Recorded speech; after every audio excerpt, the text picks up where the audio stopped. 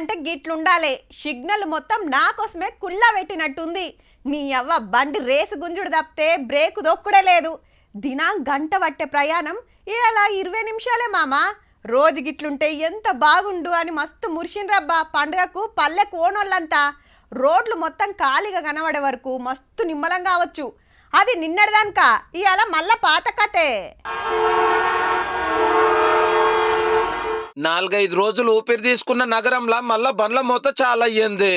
పండుగ కూలరకు పోయిన వాళ్ళంతా పట్నం చేరి కంపెనీలకు, ఆఫీసులకు, దుకాణాలకు, స్కూళ్లకు, కాలేజీలకు ఎవరితో వాళ్ళు పట్టే వరకు గిట్లున్నది ఇలా సిటీ.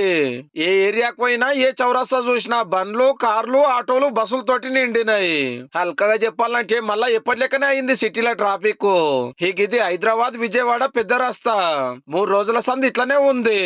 తెలంగాణ బార్డర్ చాలైన కాంచెలి పోలీసులు రోడ్ల మీద నిలబడి ఏడకింత తిప్పలా కాకుండా బాగానే డ్యూటీలు చేసిండ్రు. టోల్ గేట్ల కాడ కూడా పెద్దగా ఏం జామ్ కాలే. అయితే ఐతారం పూట చాలా మంది వస్తారు అనుకున్నారు గానీ అమాస్ ఉందని కొందరు ప్రయాణాలు పెట్టుకోలేదట. ఎక్కడి నుంచి వస్తున్నారన్న మీరు? కాకినాడ అన్న. చాలా లాంగ్ కదా?